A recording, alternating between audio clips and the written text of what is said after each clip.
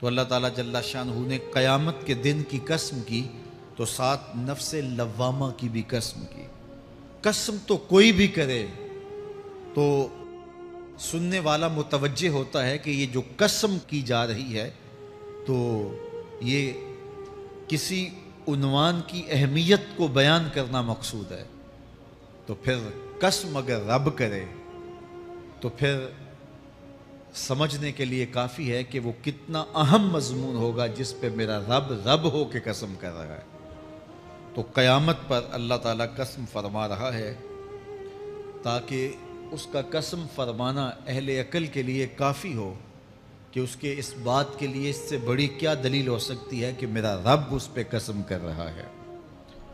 اَيَحْسَبُ الْإِنسَانُ أَن لَّن نَّجْمَعَ عِظَامَهُ، اللہ تعالیٰ ارشاد فرماتا ہے کہ کیا آدمی یہ سمجھتا ہے کہ ہم ہرگز اس کی ہڈیاں جمع نہیں فرمائیں گے؟ یہ ایک کافر تھا، عدی بن ربیعہ، یہ مراد ہے یہاں انسان سے۔ ایک روایت کے مطابق ابو جہل بن ہشام مراد ہے۔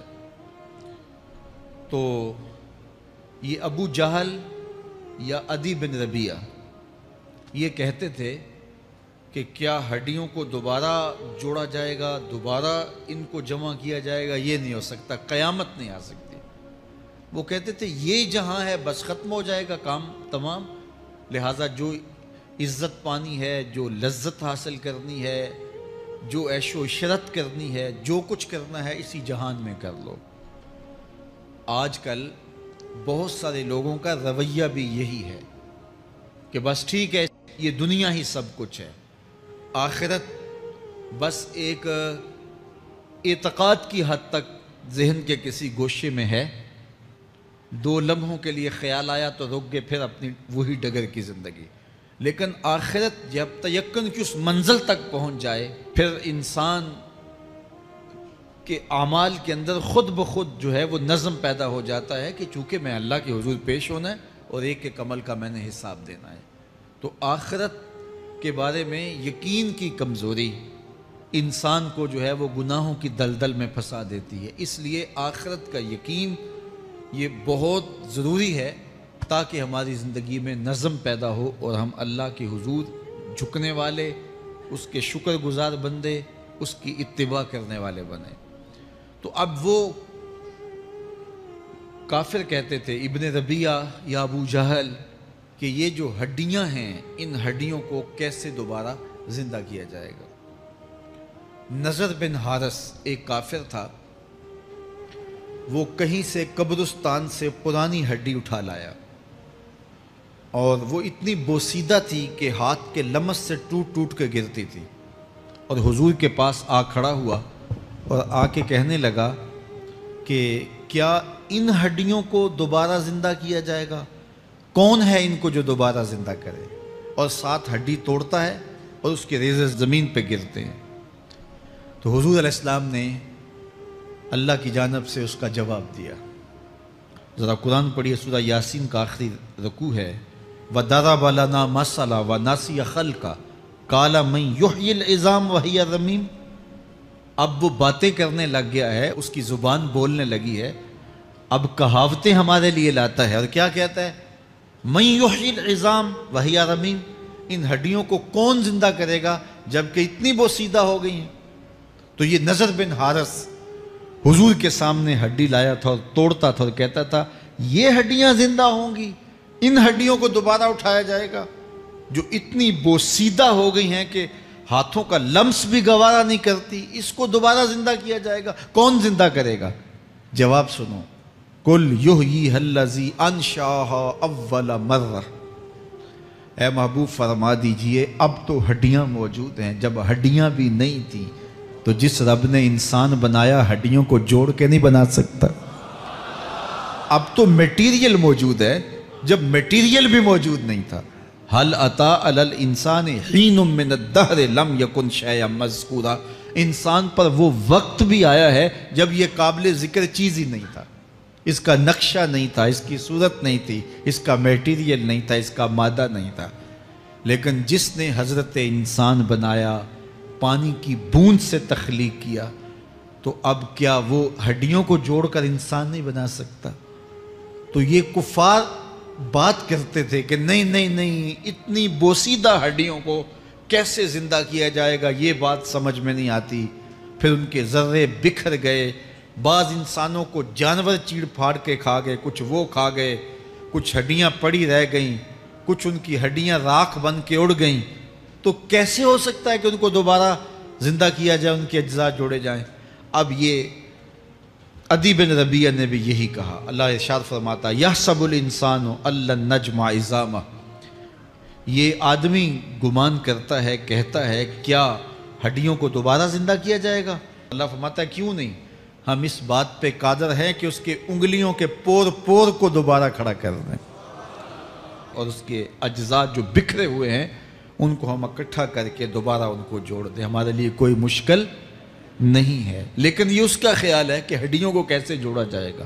لیکن سورہ یاسین میں جو دلیل دی اس پہ کس قدر جو ہے وہ اشش کرنے کو جی چاہتا ہے۔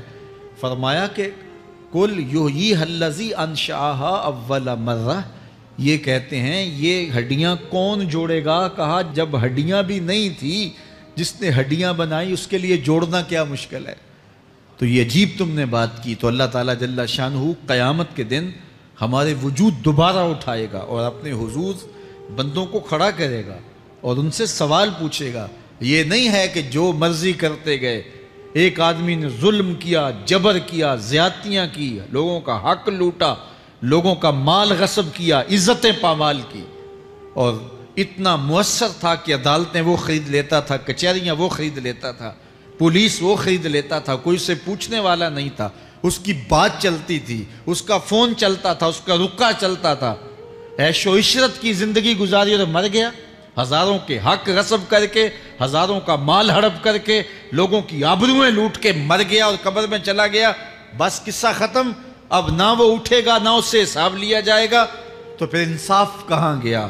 ایک عدالت ایسی ہونی چاہیے کہ جس عدالت میں اس کو بھی پکڑا جائے اور ٹکٹکی پہ باندھا جائے کہ دنیا پر تو کسی نے تجھے پکڑا نہیں، آ اس عدالت میں تیرے خلاف سلطانی گواہ بھی موجود ہیں اور تجھے گناہوں کا، جرم کا بدلہ بھی دیا جائے گا، اور منصف جو ہے وہ انصاف کرے اور ان مظلوموں کو کھڑا کیا جائے کہ دنیا پر تو تمہاری داد رسی کسی نے کی، اس دربار میں تمہاری پوری پوری داد رسی کی جائے گی۔ عقل مانتی ہے کہ ایک ایسا دربار ہونا چاہیے، ایسا احتسابی عمل ہونا چاہیے، ایک ایسی عدالت لگنی چاہیے کہ جس کا کہیں جسے انصاف نہیں ملا اس کو وہاں جا کے انصاف ملے، اور وہ دن قیامت کا دن ہے۔ اس کا یقین زندگی میں نظم پیدا کر دیتا ہے اور تھر تھر بدن کانپتا ہے کہ آج اگر ہم مؤثر بھی ہو جائیں اور کسی کے سامنے جواب دہ نہ ہوں، لیکن ایک عدالت تو ہے جہاں ہم نے جواب دہ ہونا ہے اور اپنے ایک ایک عمل کا حساب دینا ہے۔ تو اللہ ارشاد فرماتا ہے کہ اس عدالت کے سامنے تم نے پیش ہونا ہے، تمہارے جوڑ جوڑ کو اللہ تعالیٰ دوبارہ کھڑا کرے گا اور اس کو دوبارہ تخلیق کرے گا اور پیدا کرے گا، اور تم دوبارہ کھڑے ہو جاؤ گے، اس کے حضور پیش ہوگے۔ بل یرید الانسان لیفجر امامہ، بلکہ آدمی چاہتا ہے کہ اس کی نگاہ کے سامنے بدی کرے۔ استغفر اللہ۔ یہ ایک ظالم کافر تھا، وہ حضور کی خدمت میں آیا، کہنے لگا میں نہیں مانتا قیامت آئے گی۔ حضور نے اس کو دلائل دیے، تو جب دلائل کے سامنے بے بس ہو گیا تو کہنے لگا کہ جس قیامت کی آپ بات کرتے ہیں وہ قیامت آ بھی گئی تو میں نہیں مانوں گا۔ اللہ اکبر۔ تو وہ انکار کرنے والوں کی انتہا ہوتی ہے، اور ذرا دیکھیے وہ کیا بول رہا ہے، بل یرید الانسان لیفجر امامہ۔ اس کی سرکشی دیکھیے، اس کا تمرد دیکھیے۔ وہ کہتا ہے اچھا اگر قیامت قائم ہوئی تو یہ گناہ، یہ جرم، یہ بدی، یہ بدکاریاں، یہ ظلم جو میں کرتا ہوں، یہ بدکاریاں رب کے سامنے کروں گا۔ کیسی ڈٹائی ہے، مذاق اڑاتا ہے، تمسخر اڑاتا ہے آخرت کا۔ کہتا ہے جو بدیوں کا کاروبار میں نے گرم کیا ہے، جو بدکاریاں میری زندگی کا معمول ہیں، جو دادے عیش دیتا ہوں، جو عزتوں کو پامال کرتا ہوں، جو غریبوں کے پنجے توڑتا ہوں، جو لوگوں کا حق غصب کرتا ہوں، جو برائیاں کرتا ہوں، اگر قیامت قائم بھی ہو گئی تو میں یہ سارے جرم رب کے سامنے کروں گا، پھر وہ مجھے پکڑ کے دکھائے۔ اللہ اکبر۔ یسأل ایان یوم القیامہ، پھر پوچھتا ہے اچھا قیامت کب آئے گی؟ یہ تمسخر کے طور پہ پوچھتا ہے، لاؤ نہ قیامت، کب آئے گی قیامت، میں جرم رب کے سامنے کرنا چاہتا ہوں۔ اللہ اکبر۔ اب جواب سنیے، اب لفظوں کا ترجمہ اس زور سے کیا ہی نہیں جا سکتا جس زور کے لفظ ہیں۔ وہ کہتا ہے قیامت کب آئے گی، میں تو یہ جرم رب کے سامنے کرنا چاہتا ہوں، کوئی قیامت نہیں ہے، مذاق اڑاتا ہے، قیامت کب آئے گی؟ آواز آئی فَإِذَا بَرِقَ الْبَصَرُ وَخَسَفَ الْقَمَرُ وَجُمِعَ الشَّمْسُ وَالْقَمَرُ۔ جب قیامت آئے گی تو آنکھیں چندھیا جائیں گے، چاند بے نور ہو جائے گا، سورج اور چاند اکٹھے ہو جائیں گے۔ یقول الانسان یومئذ این المفر۔ آج جو کہتا ہے کہاں ہے قیامت، اس دن بھاگتا پھرے گا، کوئی پناہ گاہ ہو بتاؤ، کوئی ہے ٹھکانہ چھپنے کا، کوئی پناہ گاہ ہے؟ کلا لا وزر، آواز آئے گی کوئی ٹھکانہ نہیں ہے، آج کوئی ٹھکانہ نہیں ہے۔ الی ربک یومئذ المستقر، اگر ٹھکانہ ہے تو صرف رب کے پاس ہے، انہیں ٹھکانہ ملے گا جو رب کے بندے ہیں اور اس کی دہلیز پہ آنے والے ہیں۔ یُنَبَّأُ الْإِنسَانُ یومئذ بما قدم وأخر، اللہ تعالیٰ اس دن بتا دے گا جو آگے بھیجا اور وہ بھی بتا دے گا جو پیچھے چھوڑا، ایک ایک چیز تشت ازبام ہو جائے گی۔ یوم تبلی السرائر فما لہ من قوت ولا ناصر، اللہ فرماتا سارے راز کھل جائیں گے، جو بند کمروں میں جرم کیے داد عیش دیتا رہا وہ بھی کھل جائیں گے، اور پھر کوئی طاقت نہیں ہوگی، کوئی زور نہیں ہوگا، کوئی زر نہیں ہوگا جو اس کو بے نقاب ہونے سے بچا سکے۔ اے داور حشر میرا نامہ اعمال نہ پوچھ، اس میں کئی پردہ نشینوں کے بھی نام آتے ہیں۔ تو وہ کتنا سخت دن ہوگا، ارشاد فرمایا جائے گا کہ جو آگے بھیجا، جو پیچھے چھوڑا، جو جرم کرتا رہا، جو نیکیاں کی، جو برائیاں کی، سب کچھ تشت ازبام ہو جائے گا۔ بل الانسان علی نفسہ بصیرہ، بلکہ آدمی خود اپنے حال پر اچھی طرح خود آگاہ ہے۔ ہم اسے نامہ اعمال کے دفتر دیں گے جہاں سب کچھ لکھا ہوگا۔ قرآن بتاتا جب نامہ اعمال سامنے آئے گا تو وہ بے ساختہ پکار اٹھے گا، ما لہذا الکتاب لا یغادر صغیرۃ ولا کبیرۃ الا احصاها، ہائے اس کتاب کو کیا ہوا، اس نے چھوٹی بڑی کوئی بات نہیں چھوڑی، سب کچھ لکھ دیا۔ نامہ اعمال سامنے ہوگے، زمین بولے گی، ہاتھ پاؤں بولیں گے، فرشتے بولیں گے، کرامن کاتبین بتائیں گے یہ کیا کیا جرم کرتا رہا، کیا کیا گناہ کرتا رہا۔ تو اس دن ہر شے سامنے آ جائے گی، تو یہ تو ثبوت ہوں گے ہی ہوں گے، لیکن اللہ فرماتا ہے ثبوت تو اپنی جگہ، لیکن بل الانسان علی نفسہ بصیرہ، کیا انسان کو خود نہیں پتا کہ وہ کہاں کھڑا ہے؟ اس کو اپنے جرائم کی فہرست خود یاد ہے، اس کے ضمیر پہ خود اس کا بوجھ موجود ہے، اسے یہ نامہ اعمال نہ بتاتے، فرشتے نہ بتاتے، پھر بھی اسے پتا تھا کہ میں کیا ہوں اور کہاں میں نے جرم کیا ہے۔ وَلَوْ أَلْقَى مَعَاذِيرَهُ، اللہ اکبر، اگر اس کے پاس جتنے بہانے ہوں سب لا ڈالے، جب بھی کوئی اس کا بہانہ نہیں سنا جائے گا۔ قیامت کا دن ہوگا، دنیا کے اوپر تو بہانوں سے انسان بچ نکلتا ہے، کوئی جھوٹ بول لیا، کوئی جھوٹا گواہ پیش کر دیا، کوئی مکر کر لیا، کوئی رشوت چل گئی، کوئی سفارش کام آ گئی، کوئی بہانہ تراش لیا، بات کو توڑ موڑ کے پیش کر لیا۔ لیکن قیامت کا جب دن ہوگا تو کوئی نہ جھوٹا گواہ چلے گا، نہ رب کی پولیس رشوت لیتی ہے، نہ وہاں انصاف کے خلاف کوئی کام ہوگا، اور نہ ہی کوئی بہانہ چل سکے گا۔ اللہ اکبر۔ دوسری بات مفسرین نے یہ بھی لکھی کہ بعض اوقات یہ ہوتا ہے کہ انسان اپنے گناہ پر، اپنے جرم پر کوئی بہانہ تلاش کر کے لوگوں کو مطمئن کر لیتا ہے۔ جو اس نے جرم کیا، کسی سے زیادتی کی، کسی کا حق غصب کیا، تو لوگوں نے ملامت کی تو وہ کوئی بہانہ تلاشتا ہے اور لوگوں کو مطمئن کر لیتا ہے۔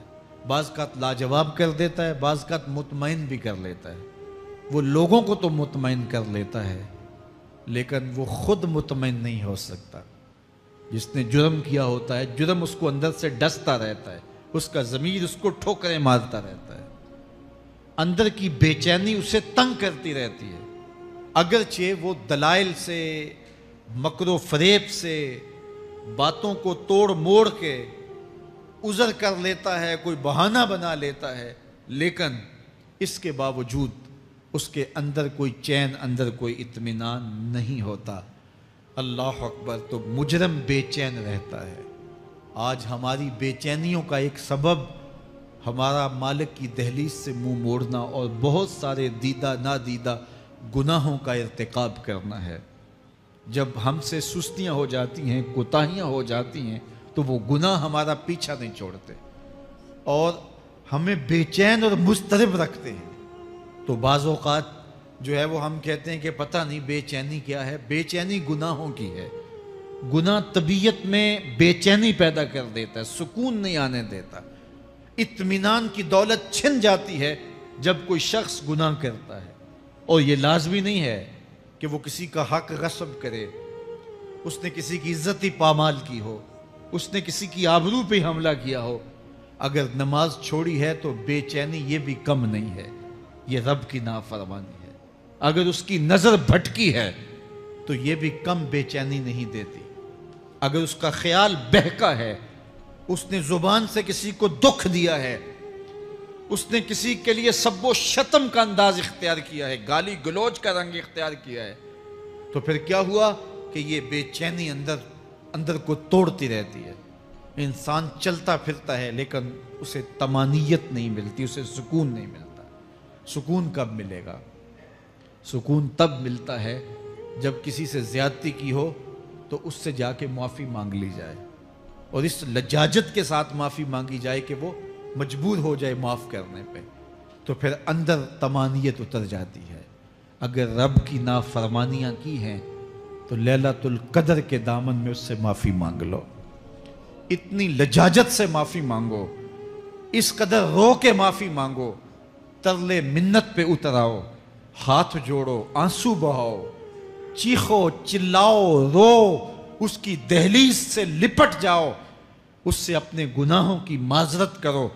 جب مالک نے معاف کر دی، اندر کی ساری بے چینیاں مٹ جائیں گی، دل کو قرار مل جائے گا، دل کو تسکین نصیب ہوگی۔ تسکین اس کی دہلیز سے تمہیں ملے گی، یہ اندر سے پھوٹتی ہے، باہر سے نہیں آتی ہے۔ تسکین کے قافلے اندر ہی اترتے ہیں، اندر سے اس کے سوتے پھوٹتے ہیں، اس کے چشمے پھوٹتے ہیں۔ ہم باہر سے ڈھونڈتے ہیں، باہر سے تسکین نہیں ملتی، یہ اندر سے آئے گی۔ اس لیے اس دل کے اوپر لگے ہوئے میل کچیل کو، غلاظت کو دور کر لو اور کھرچ دو دل کے اوپر پڑے ہوئے جتنے بھی زنگ ہیں، تو پھر نتیجہ کیا ہوگا؟ دل ستھرا ہوگا، مصفا ہوگا، مزکا ہوگا، تو پھر دل پر نور ہوگا، تو پھر آپ کو زندگی گزارنے کا لطف اور سرور اور مزہ آنے لگ جائے گا۔ تو انسان جب دلیلیں تراشتا ہے، اس سے بعض اوقات اپنے آپ کو بھی مطمئن کرنے کی کوشش کرتا ہے، اوروں کو بھی مطمئن کر لیتا ہے، لیکن حقیقت میں اطمینان نہیں ہوتا، وہ بے چینی ہوتی ہے۔ تو اللہ تعالیٰ جل شانہ اس کہانی کو بیان کرتے ہوئے ایک اور مضمون کو بیان کیا، اور یہ بالکل درمیان میں جملہ معترضہ کے طور پہ جو ہے وہ نظر آ رہا ہے کہ بات تو چل رہی ہے، تو اچانک اللہ اپنے محبوب سے مخاطبہ فرماتا ہے اور کیا ارشاد کرتا ہے؟ لا تحرک بہ لسانک لتعجل بہ۔ تو یہ اچانک بات کیوں آ گئی؟ اصل بات یہ تھی کہ جب وحی نازل ہوتی تو آقا کریم علیہ السلام ہمہ تن گوش ہو کے اس وحی کو سنتے، پھر اس کو محفوظ کرنے کی فکر ہوتی کہ جو میں نے سنا ہے وہ اچھی طرح مجھے یاد ہو جائے، اور پھر آقا کریم علیہ السلام کی تیسری فکر یہ ہوتی کہ اس کے جو معارف ہیں، اسرار ہیں، اور اس کے جو ثمرات ہیں، اس کی جو تفصیلات اور نکلنے والے اس کے نتائج ہیں، وہ بھی اچھی طرح جو ہے وہ میں سمجھ پاؤں۔ تو یہ تین مشقتیں بیک وقت حضور گوارا کر رہے ہوتے۔ اب قیامت کا ہولناک منظر جو پیش کیا گیا، اور پھر انسان جب اپنے رب کی نافرمانی کرتا ہے تو جو اس کا حال ہوتا ہے، تو یہ سارے مضامین کو اللہ کے محبوب سن رہے تھے۔ حضور کے قلب اطہر پر گرانی آئی، اور میرے رب کو کیسے گوارا تھا۔ جو حضور سن رہے تھے جلدی جلدی اس کو زبان پہ لانا چاہ رہے تھے تاکہ وہ اچھی طرح ازبر ہو جائے، لیکن اللہ نے محبوب کی اس مشقت کو دیکھا تو فرمایا لا تحرک بہ لسانک لتعجل بہ۔ محبوب آپ اپنی زبان کو جنبش نہ دیں، آپ جلدی کرتے ہیں تاکہ وہ جو میں نے سنا ہے وہ میری زبان پہ آ جائے، ان علینا جمعہ و قرآن، یہ ہمارے اوپر ہے، ہم آپ کے دل میں جمع بھی کریں گے، جو آپ کو سکھایا ہے وہ آپ کو یاد بھی رہے گا، وہ آپ بھول نہیں سکیں گے۔ فَإِذَا قَرَأْنَاهُ فَاتَّبِعْ قُرْآنَ، اور جب ہم پڑھ لیں تو پھر اس کے بعد آپ اس کو دہرائیں پڑھیں۔ ثُمَّ إِنَّ عَلَيْنَا بَيَانًا، پھر اس کی تفصیل بھی ہمارے ذمہ ہے، اس کا بیان بھی ہمارے ذمہ ہے۔ اس سے وہ لوگ جو حجیت حدیث کا انکار کرتے ہیں اور پھر وہ کہتے ہیں کہ نہیں بس قرآن مجید کی آیات ہی ہیں، اس کے علاوہ اور کچھ نہیں ہے، وہ من اللہ نہیں ہے، تو یہاں غور کرنا ہے۔ ثم ان علینا بیانہ فرمایا گیا، پھر ہمارے اوپر ہے اس کا بیان جو آپ کو ہم القاء کریں۔ اور آقا کریم نے فرمایا، سنن نسائی کی روایت ہے، انما اوتیت القرآن ومثلہ معہ، مجھے قرآن دیا گیا اور قرآن جتنے اور علوم بھی میرے سینے میں رکھے گئے۔ تو صرف قرآن ہی نہیں اتارا گیا حضور کے سینے میں، حضور کے سینے میں بہت کچھ نازل کیا۔ حضور کا سینہ گنجینہ ہے اسرار و معانی کا، اور اللہ تعالیٰ جل شانہ نے اپنے محبوب کو بہت کچھ عطا کیا۔ یہ بیان کرنے کے بعد فرمایا، کلا بل تحبون العاجلہ وتذرون الآخرہ۔ اللہ اکبر، کوئی نہیں بلکہ یہ جو تم لوگ ہو اے کافرو، تم اس چیز کو پسند کرتے ہو جو بالکل نقد ہے، جو جلد ملنے والی ہے۔ دنیا کا سودا نقد ہے، دنیا کے نفع نقد ہیں، دنیا کی لذات نقد ہیں۔ شیطان کہتا ہے اب چوری کرو اب مال آئے گا، اب زنا کرو اب لذت ملے گی، اب ڈاکہ کرو اب امیر ہو جاؤ گے۔ تو دنیا کے سودے نقد ہیں اور آخرت کے وعدے ادھار ہیں۔ وہ ارشاد فرمایا، بل تحبون العاجلہ، تم دنیا کی جو عاجل چیزیں ہیں، جو بالکل نقد سودے ہیں، تم ان کے پیچھے پڑتے ہو، وتذرون الآخرہ، اور آخرت کو چھوڑتے ہو۔ دوسرے مقام پہ ارشاد فرمایا سورہ الاعلیٰ میں، بل تؤثرون الحیات الدنیا والآخرۃ خیر وابقی، تم دنیا کی جیتی زندگی کو ترجیح دیتے ہو، حالانکہ آخرت بہتر بھی ہے اور دائمی بھی۔ میں آپ کی توجہ چاہوں گا، آخرت بہتر بھی ہے اور دائمی بھی، لیکن تمہاری ترجیح یہ دنیا ہے جس کی آخرت کے مقابلے میں کوئی حیثیت ہی نہیں ہے۔ حضور نے ارشاد فرمایا، اگر کسی کو جنت میں ایک کوڑا رکھنے کی جگہ مل جائے، ایک ڈنڈا رکھنے کی جگہ مل جائے، دنیا و ما فیہا کی دولتوں سے وہ زیادہ قیمتی ہے۔ 7 براعظموں پہ پھیلی ہوئی کائنات، سمندروں کی تہوں میں قیمتی موتی، پہاڑوں کے دامن میں قیمتی معدنیات، مالیاتی اداروں کے پاس سرمائے، لوگوں کے پاس دولت کے انبار، یہ سارے اکٹھے کر لیے جائیں اور ان کی قیمت لگائی جائے، اور جنت میں ایک ڈنڈا رکھنے کی جگہ، ایک عصا رکھنے کی جگہ، ایک کوڑا رکھنے کی جگہ، وہ جگہ پھر بھی زیادہ قیمتی ہے۔ پراپرٹی ویلیو ہوتی ہے نا، وہ کہتے ہیں کہ دور دراز دیہات سے 10 ایکڑ فروخت کریں تو یہاں ہمارے بائی پاس پہ اگر لیں تو 1 کنال جگہ آئے گی، 10 ایکڑ فروخت کر کے یہاں 1 کنال ملے گی۔ اور اگر آپ مزید اس کو فروخت کر کے مزید جو ہے وہ کسی مہنگے علاقے میں چلے جائیں تو ہو سکتا ہے 2 مرلے اس 10 ایکڑ کے مقابلے میں آئیں۔ تو اس طرح مختلف جگہوں کی پراپرٹی ویلیو ہوتی ہے۔ اللہ کے محبوب جنت کی پراپرٹی ویلیو بتا رہے ہیں۔ 7 براعظموں پہ پھیلی ہوئی کائنات کو ایک پلڑے میں رکھیں، پوری دنیا کے اندر جو سرمائے ہیں، جو ماضی میں سرمائے لوگوں نے خرچ کر لیے، جو حال میں موجود ہیں، جو آنے والے ادوار میں لوگوں کے پاس آئیں گے، قارون کا خزانہ اور سرمائے سارے اکٹھے کر کے ایک پلڑے میں رکھ دیں، جنت میں ایک عصا رکھنے کی جگہ پھر بھی زیادہ قیمتی ہے۔ تو پھر دنیا کی آخرت کے مقابلے میں قیمت کیا ہوئی، دنیا کی جنت کے مقابلے میں ویلیو کیا ہوئی؟ اور جنت میں سب سے کم جگہ کس کو ملے گی؟ جو سب سے آخر میں جائے گا۔ ظاہر ہے سب سے کم جگہ اسی کے پاس ہوگی جو سب سے آخر میں جہنم کے دھکے کھا کھا کے، رگڑے سہ سہ کے پھر آخر میں جنت میں جائے گا۔ سب سے تھوڑی جگہ اس کے پاس ہوگی۔ حدیث پاک میں آتا ہے، بخاری میں آتا ہے، حضور نے ارشاد فرمایا، کہ جب جہنم سے آخری جہنمی نکالا جائے گا تو اللہ تعالیٰ اسے پوچھے گا بتا تیری کوئی آرزو، تو وہ کہے گا مالک یہ آرزو ہے، یہ آرزو ہے، مختلف آرزوؤں بتائے گا۔ اللہ فرمائے گا لکا ما تمنیتا، جو تو نے آرزو کی جا جا تجھے میں نے عطا کر دی، اب جنت میں چلا جا۔ تو اس کی تو توقع یہ ہوگی کہ سایہ دیوار جنت میں جگہ مل جائے تو غنیمت ہے، اور اگر جنت کے اندر جاؤں تو کوئی جھونپڑا مل جائے 2 مرلے کا تو وہ بھی کافی ہے۔ لیکن اللہ اسے کتنی جگہ دے گا؟ اللہ فرمائے گا جا جنت میں، تیرے لیے جنت میں دنیا سے 10 گنا جگہ ہے۔ 7 بر اعظموں کو 10 سے ضرب دے تو کہا کہ دنیا سے 10 گنا جگہ تیرے لیے۔ اس کو یقین ہی نہیں آئے گا، وہ کہے گا اتسخر وانت الملک، میرے رب تو بادشاہ ہو کے مجھ سے مذاق کر رہا ہے؟ اللہ فرمائے گا نہیں، تیرے لیے 10 گنا جگہ ہے، اور اس کے لیے 10 گنا جگہ ہوگی جو سب سے آخر میں جنت میں جائے گا۔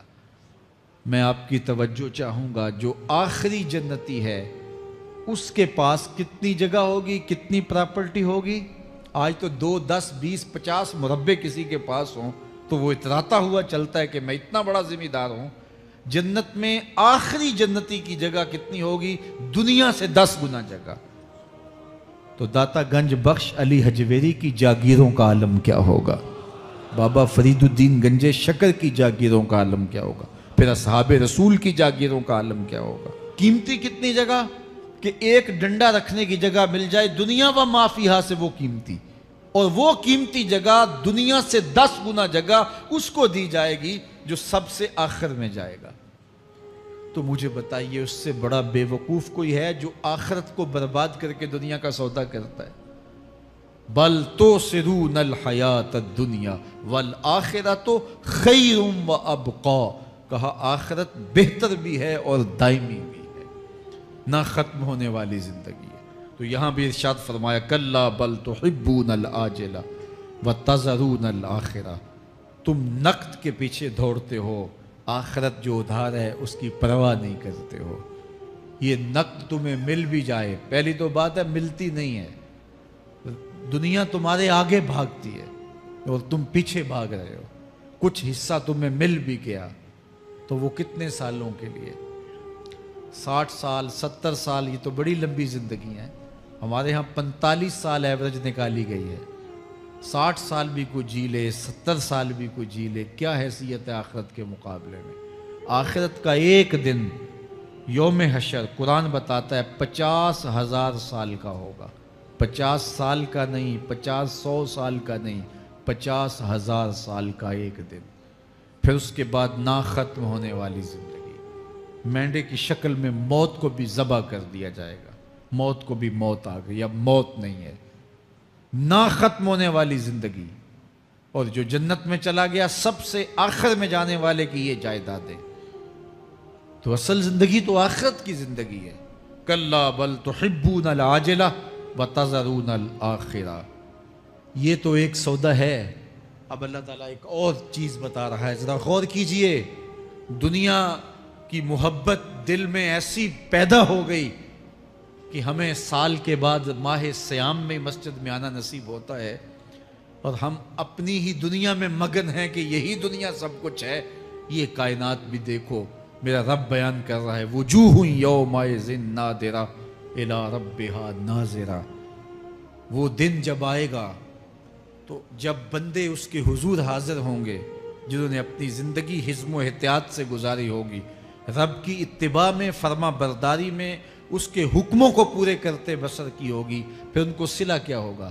اللہ فرمایا کچھ چہرے ہوں گے جو تر و تازہ ہوں گے، کھل کے گلاب ہو جائیں گے، چہرے منور اور تابہ ہوں گے۔ یہ اتنے کھلے کیوں ہوں گے، چہرے گلاب کیوں ہوں گے؟ الی ربہا ناظرہ، اس لیے کہ رب کا دیدار نصیب ہوگا۔ رب کا دیدار نصیب ہوگا تو چہرے کھل جائیں گے اور چہرے شگفتہ ہو جائیں گے، چہرے تر و تازہ ہو جائیں گے۔ یار کوئی پرانا دوست مل جائے اور آپ سخت صدمے کے ماحول میں ہوں تو اچانک اسے دیکھ لیں تو آپ کا چہرہ کھل جاتا ہے اور آپ کا چہرہ گلاب بن جاتا ہے، تو پھر کیا منظر ہوگا؟ دنیا کے تھکے ہوئے لوگ، جنگوں کے ستائے ہوئے لوگ، بدر، احد، حنین اور کربلا کی سختیاں گوارا کیے ہوئے لوگ، تہجد کے اندر لمبا قیام کر کے راتوں کی تنہائیوں کے تھکے ہوئے لوگ، حلال کھایا حرام نہیں کھایا اور دنیا سے پیچھے رہ گئے، دنیا آگے چلی گئی اور یہ حلال کی تلاش میں بظاہر پیچھے رہ گئے۔ گھر والے بھی تانے دیتے ہیں کہ تم تو پیچھے رہ گئے، دنیا کہاں چلی گئی، تمہارے رشتہ دار کہاں چلے گئے۔ تانے اور تانوں تشنی کے برستے تیر سہے ساری زندگی گزار دی۔ دکھوں کے مارے ہوئے یہ شخص جب قیامت کے دن اپنے رب کے حضور جائیں گے تو اللہ رخ انور سے نقاب ہٹا دے گا۔ پھر کیا ہوگا؟ اللہ کا دیدار ہوگا تو یہ چہرے کھل جائیں گے، ساری تھکن اتر جائے گی، جنم جنم کی ساری تھکن اتر جائے گی اور چہرے شگفتہ گلاب بن جائیں گے۔ اللہ فرمائے گا دیکھو ان کے چہرے کیسے کھلے ہوئے، وجوہ یومئذ ناظرہ الی ربہا ناظرہ۔ یہ تو خوش نصیب لوگوں کے چہرے ہیں۔ ووجوہ یومئذ باسرہ، اور پھر اس دن کچھ منہ بگڑے ہوئے ہوں گے۔ کیسے بگڑے ہوں گے؟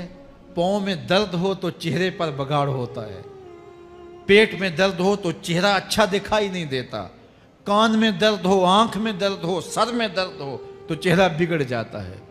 اور ان کے چہرے اتنے بگڑے ہوں گے، کوئی آنے والا خوف طاری ہو تو چہرے بگڑ جاتے ہیں۔ اور انسان کے چہرے کی ہوائیاں اڑی ہوتی ہیں، اب ان کے چہروں کی ہوائیاں اڑی ہوں گی۔ کیوں؟ قرآن بتاتا ہے تظن ان یفعل بہا فاقرہ، یہ ڈر رہے ہوں گے کہ ہمارے ساتھ اب جو سلوک ہونے والا ہے وہ کمر کی ہڈی توڑ دے گا۔ ہم نے رب کے حکموں کو توڑا، ہم نے پرواہ نہیں کی، ہم سمجھے دنیا میں آئے ہیں تو ہماری دنیا ہے، آوارہ ہوں، خواہشات نفس کے مطابق زندگی گزاریں، آنکھیں بے حیائی میں لگی رہیں، سوچیں آوارگی میں لگی رہیں، کان نغمے سنتے رہے، زبان جھوٹ بکتی رہی، ظلم و جبر کا بازار گرم رکھا، عصمتیں عزتیں پامال کرتا رہا، لوگوں کا مال لوٹتا رہا، حق غصب کرتا رہا، کلیجے اور دل چیرتا رہا، لوگوں کو زخمی کرتا رہا، لوگوں کے جذبات سے کھیلتا رہا، پرواہ نہیں کی کہ یہ دنیا ہے، امتحان گاہ ہے، چند دنوں کے لیے آئے ہیں، اللہ کے حضور پیش ہونا ہے، عملوں کا حساب ہونا ہے۔ اب جب وہ دیکھیں گے کہ ہمارے ساتھ کیا ہونے والا ہے تو ان کے چہرے پہلے بگڑ جائیں گے۔ کیوں؟ وہ گمان کریں گے کہ ان کی ریڑھ کی ہڈی توڑ دی جائے گی، ایسے عذاب آئیں گے جس طرح کسی کی ریڑھ کی ہڈی ٹوٹ جائے تو اس کا چہرہ شگفتہ گلاب تو نہیں ہوتا، اس کا چہرہ جو ہے وہ تو کس قدر مرجھایا ہوا ہوتا ہے۔ تو اللہ ارشاد فرماتا ہے اس طرح ان کے چہرے ہوں گے۔ ابھی عذاب آیا نہیں ہے لیکن چہرے پہلے اترے ہوئے ہوں گے، اور جب عذاب کی بھٹی میں ڈالے جائیں گے، اللہ اکبر، اور وہ سخت عذاب، حضور نے جبریل امین سے پوچھا مجھے جہنم کے عذابوں کا ذکر سناؤ۔ عرض کی حضور سب سے ہلکے عذاب کی کہانی سناتا ہوں، اور وہ یہ کہ جہنمی کے پاؤں میں آگ کا جوتا رکھا جائے گا، باقی پورا بدن اس کا سلامت ہوگا۔ یہ سب سے ہلکے عذاب کی کیفیت ہے۔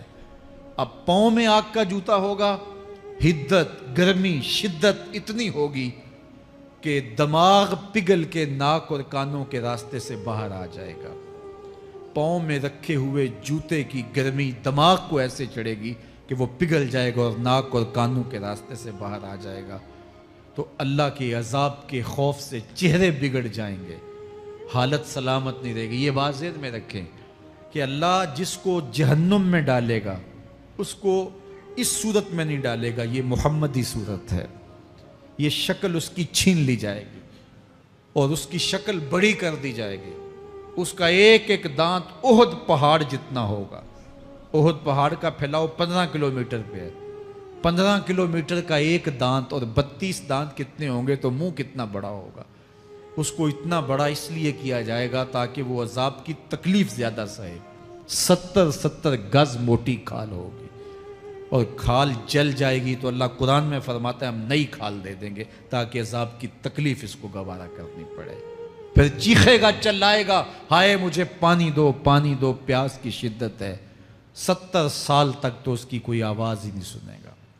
70 سال کے بعد داروغہ جہنم چیخ کر کہے گا کیا مانگتا ہے؟ وہ بولے گا مجھے پانی چاہیے۔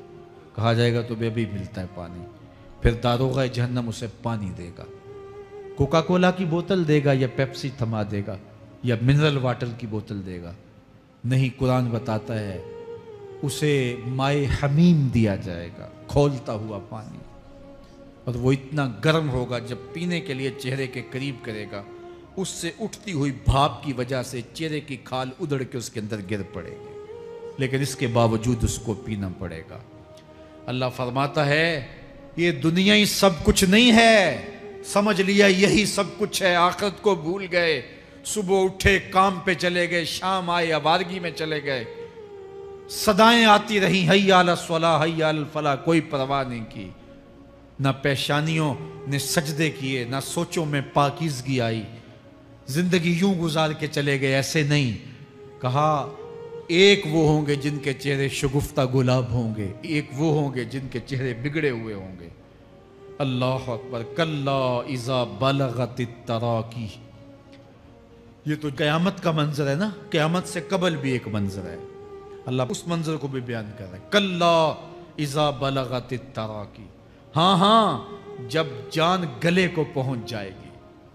ऐ इंसान तेरे ऊपर वो घड़ी भी आने वाली है, वो वक्त भी आने वाला है जब सांस इस हंसली में अटक जाएगा, जब सीने से भी सांस ऊपर चली गई, अब डॉक्टर भी लाइलाज करार दे रहे हैं कि अब इलाज नहीं रहा है, जान बस अब निकलना चाह रही है, और कहा जाएगा कोई झाड़ फूंक वाला बुलाओ। अब डॉक्टरों ने तो जवाब दे दिया, अब सांस अटक गई गले में, चंद लम्हों की मेहमान है। अब डॉक्टरों ने कहा अब हमारी जानब से ला इलाज हो गया, अब ले जाओ इसको घर या वेंटिलेटर पे डाल देते हैं इसको, बस अब हमारी जानब से कोई इसका इलाज नहीं है। अब घर वाले रोते हैं, कहते हैं कोई झाड़ फूंक वाला लाओ, कोई दम वाला लाओ, शायद वो कोई दम करे तो इसकी जान में जान आ जाए। डॉक्टरों ने तो लाइलाज करार दे दिया। वह ज़न्ना अन्नहुल फिराक, अल्लाह फरमाता है ये तो झाड़ फूंक वाले को ढूंढ रहे हैं, लेकिन जिसकी सांस यहाँ अटकी है वो समझ गया है अब मौत आ गई है, उसको यकीन हो गया है कि अब मौत के लम्हे आ गए हैं, अब मैं बच नहीं पाऊंगा। अब आंखें ताड़े लगी हुई हैं। वल्तफ़ति साक़ो बिस्साक़, पिंडली पे पिंडली चढ़ रही है। जब मौत आ जाती है तो फिर पिंडली से पिंडली लिपट जाती है, उसको फिर जुदा करते हैं और जुदा करके दोनों अंगूठे बांध देते हैं ताकि पिंडली के ऊपर पिंडली न चढ़े। अल्लाह वो मंजर बयान करता है, साहेब ये वक्त आने वाला है जब दोनों अंगूठे बांध दिए जाएंगे, जब नाक में रुई ठोंस दी जाएगी, जब चिट्टे लिबास में कफन दिया जाएगा, जब गस्साल के सामने बेबस पड़े होंगे, वो चाहे ये बाजू उठाए चाहे ये बाजू उठाए, गर्म पानी डाले या सर्द पानी डाले, जब बस पड़े हुए होंगे जो है वो गुस्ल देने वालों के, और नाक में रुई होगी और दोनों अंगूठे आपस में बंधे होंगे। ये महल, ये माड़ी, ये कोठियाँ, ये बंगले जिसको सवेर शाम लग के हलाल हराम की तमीज़ किए बग़ैर बनाया था, गौसे आज़म रदी अल्लाह ताला अन्हु बोले मकान बना रहा है, बसेंगे और हिसाब तू जाके देगा, और ये तो एक रात भी तुझे उस घर के अंदर नहीं रखेंगे कि चलो एक रात मेहमान रख लें। कहते हैं नहीं नहीं, मेहमानों ने भी जाना है तो जल्दी करो, इसको सुपुर्द कराओ, वो तो तेरा लिबास भी फाड़ के उतारेंगे, खुद गुस्ल देने के लिए तैयार भी नहीं है, तुझसे खौफ आने लगा है। ਜਾਂਦੀ ਵਾਰੀ ਡਰਾਉਣਾ ਬਨਿਓ ਤੇ ਹੱਥ ਨਾ ਲਾਂਦੇ ਡਰਦੇ, जिन्ना लई तू पाप कमाए आज कित्थे नहीं तेरे कर दे। आज तो वो तेरे साथ तुझे गुस्ल देने के लिए आमादा नहीं है। वल्तफ़ति साक़ो बिस्साक़, जब पिंडली पे पिंडली चढ़ने लग जाएगी, इला रब्बिका यौमइज़िनिल मसाक़, उस दिन तेरे रब की तरफ ही लौट के जाना है। फ़ला सद्दक़ वला सल्ला, उसने ना तो सच माना और ना नमाज पढ़ी, वलाकिन कज़्ज़ब व तवल्ला, हाँ जुटलाया और मुंह फेर के चल पड़ा। सुम्मा ज़हब इला अहलिही यतमत्ता, फिर अपने घर को अकड़ता हुआ चला। औला लका फ़औला सुम्मा औला लका फ़औला, तेरी खराबी आ पहुँची, हाँ तेरी खराबी आ पहुँची। अयहसबुल इंसान व युतरका सुदा, इंसान दुनिया में ये गुमान करता है उसको सुदा छोड़ दिया जाएगा। सुदा अरबी में ऐसे ऊँट को कहते हैं जिसकी महार किसी के हाथ में ना हो, शुतरे बेमहार, جہاں مرضی جس گھاٹ سے چاہے پانی پیے، جہاں سے مرضی چارہ لے، تو شتر بے مہار کو کہتے ہیں سدا۔ تو یہ انسان بھی گمان کرتا ہے کہ میں بھی سدا ہوں، مجھے کوئی کیوں پوچھے، میرے جذبات پہ کوئی کیوں قدغن لگائے، مجھے کیوں روکے کوئی۔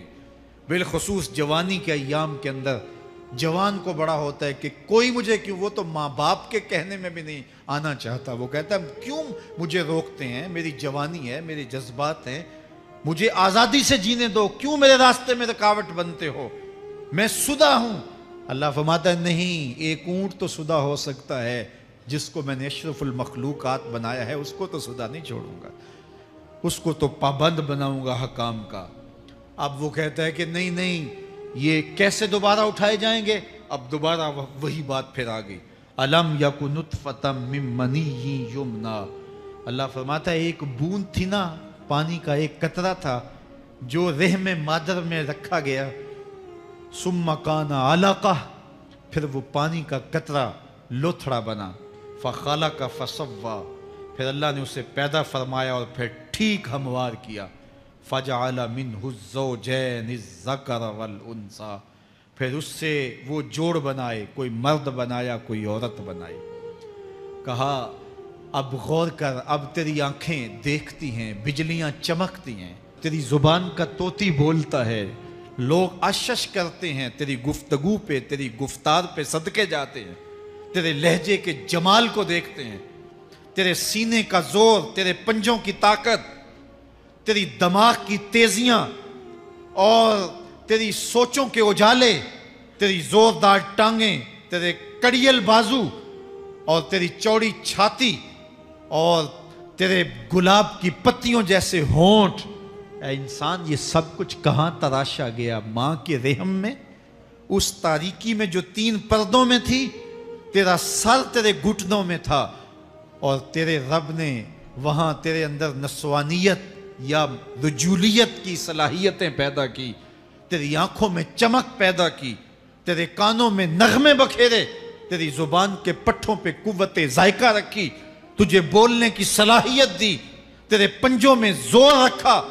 آج تو مفتی شہر ہے، آج تو علامۃ الدہر ہے، آج تو قاضی القضات ہے، آج تو منسٹر ہے، آج تو وزیر اعظم ہے، آج تو پہلوان ہے، آج تو شہزادہ ہے، آج تو بادشاہ ہے، آج تو زوراور ہے، آج تیری طاقت کے کیا کہنے، آج شیروں کو تو نچا لیتا ہے، ہاتھیوں کو تو بٹھا لیتا ہے، آج تو بڑا زوراور گھڑ سوار ہے، آج تیری طاقت کے کیا کہنے، تو کشتی کرتا ہے، زمانہ دیکھنے آتا ہے، آج تیری طاقت کے شہرے ہیں، تیری عظمت کے تنتنے ہیں، لیکن انسان تو ایک ناپاک قطرہ تھا اور رحم مادر میں تھا، تیرے اندر یہ رنگ کس نے بھرے، تیرے کانوں میں نغمے کس نے رکھے، تجھے دماغ کی قوتیں کس نے دی، زبان کو بولنا کس نے سکھایا، آنکھوں میں توانائیاں کس نے رکھیں، تیری زبان کا طوطی بولتا ہے، یہ سلیقے کس نے دیے؟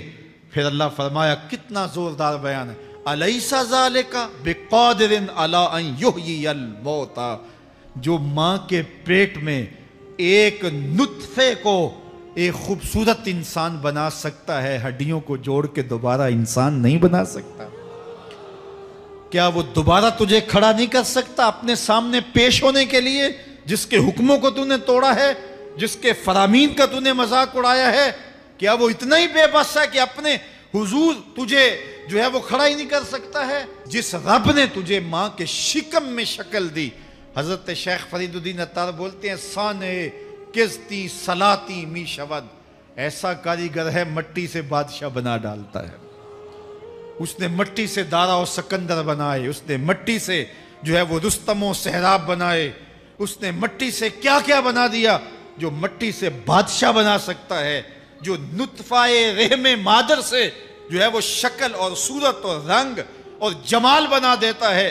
تیری صورت نکھرتی ہے، تیرے ہونٹ گلابی ہیں اور تیری نرگسی آنکھیں ہیں، تیرے ریشمی بال ہیں اور تیری خوبصورت رنگت ہے، تو چال چلتا ہے تو لگتا ہے قیامت چل رہی ہے، تیرا قد رانا جو ہے وہ صنوبر کو شرماتا ہے، تیری گفتار کے تنتنے ہیں۔ جس نے اتنی خوبصورت شکل ماں کے رحم میں بنائی، کیا وہ ہڈیوں کو جوڑ کے دوبارہ انسان نہیں بنا سکتا؟ وہ دوبارہ انسان بنائے گا اور پھر تجھے اپنے حضور کھڑا کرے گا۔ اور ایک حدیث میں آتا ہے اللہ بندے کو اپنے حضور کھڑا کرنے کے بعد اپنے سامنے سے ہٹنے نہیں دے گا جب تک 5 سوال نہیں پوچھ لے گا۔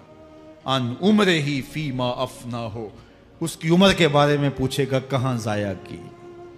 میں نے تجھے زندگی دی 60 سال 70 سال 40 سال 50 سال، اس زندگی کو کہاں گزار کے آیا ہے؟ ان شباب ہی فیما ابلا ہو، اس کی جوانی کے بارے میں پوچھا جائے گا جوانی کہاں گزار کے آیا ہے؟ مجنوں تو نہیں بنا رہا، خواہشات کا اسیر تو نہیں ہو گیا، دیوانوں کی طرح زندگی تو نہیں گزار کے آ گیا؟ تیری جوانی کسی چوک میں تو نہیں گزری، تیری جوانی آوارگی میں تو نہیں گزری، ساری رات سوشل میڈیا کے اوپر گندگی اور غلاستیں تو نہیں دیکھتا رہا؟ تیری زندگی گزری کہاں ہے؟ تیری جوانی گزری کہاں ہے؟ اگر کوئی جواب نہ ہوا تو پھر کیا جواب دے گا؟ اور وہ کتنا خوش نصیب ہوگا جو کہے گا مالک میری جوانی سجدوں میں گزری، میری جوانی قیام میں گزری، میری جوانی رکوع میں گزری۔ میرے حضور فرماتے ہیں سبعۃ یظلھم اللہ فی ظلہ یوم لا ظل الا ظلہ، 7 اشخاص ایسے ہیں قیامت کے دن جب کوئی سایہ نہیں ہوگا اللہ ان 7 کو اپنے عرش کا سایہ دے گا۔